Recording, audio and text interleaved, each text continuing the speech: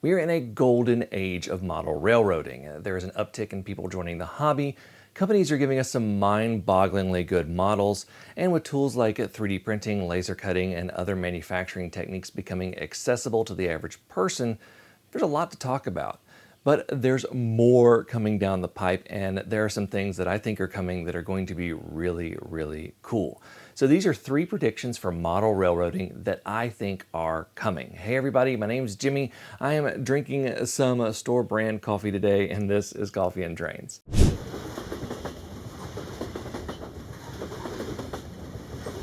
This video is brought to you with support from Trains.com. You can use the promo code JimmyDIY to save $10 on an order of $50 or more.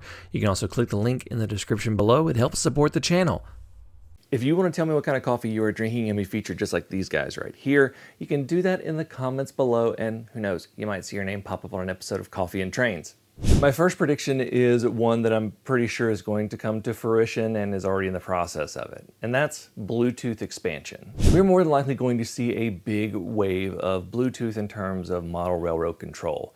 Right now it's still kind of in its beginning stages, even though the technology itself has been around for a while. Soundtrack's Bluenami is really the only good option that's widely available right now. The big benefit of Bluetooth is that all you have to do is plug in a raw DC power supply to the layout and you are good. So all of you DC guys may be able to skip DCC entirely and just go Bluetooth.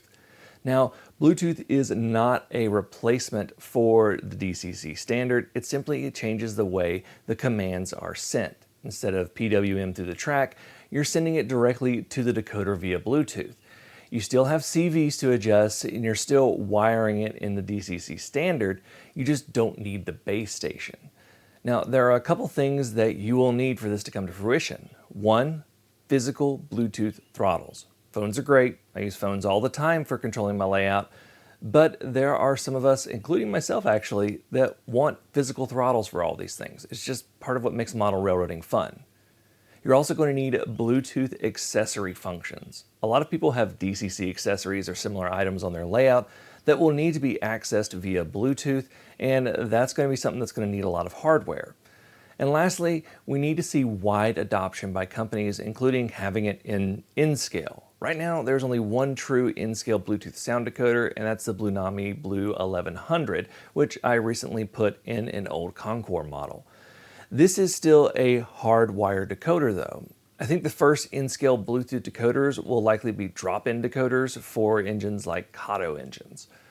I would also like to see some non-sound Bluetooth decoders as well, since non-sound decoders are more popular in-scale. What I think is actually going to happen is you're going to see DCC Bluetooth hybrid setups for the next couple of decades, maybe 15, 20 years, and then a full conversion to Bluetooth being the dominant player in model railroads in 15 to 20 years. I know that sounds like a long time, but that's about how long it's taken DCC to really become the dominant player. So this is what I really think is going to happen. New NMR standards and scales for Lego and 3D printing. Lego model railroading has become a pretty big part of the hobby, believe it or not.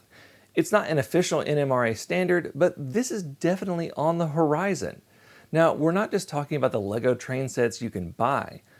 This is a section of the hobby that is scratch building prototype locomotives, and these are some impressive locomotives, and just really, I've seen some of them in person now at train shows, and they are amazing.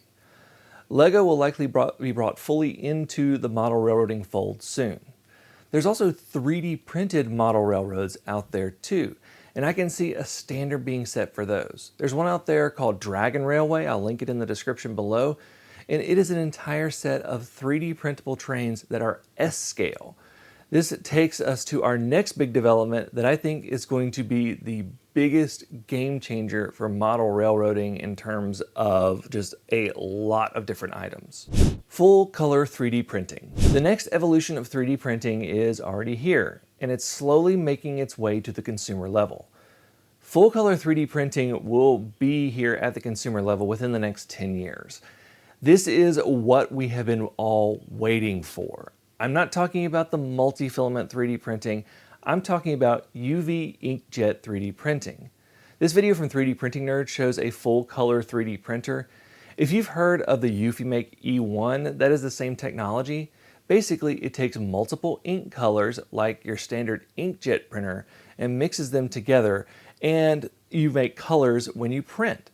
You will be able to recreate virtually any color. It's basically got like the cyan, the yellow, and the blue, plus a black and a white cartridge, and they're in bottles, and basically it sprays and then UV cures and then builds onto it. This is not only going to change the way we do the hobby, it's going to change manufacturing and model railroading. Model railroading cottage industries are going to explode when these things become widely available.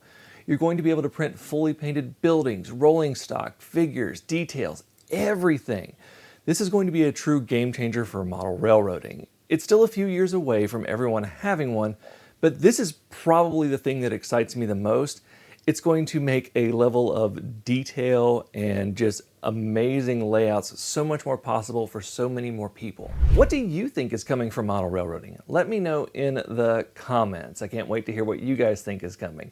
Thank you all so much for watching. Until next time, I'm Jimmy from the DIY and Digital. Stay safe, be kind, drink some coffee, and happy railroading.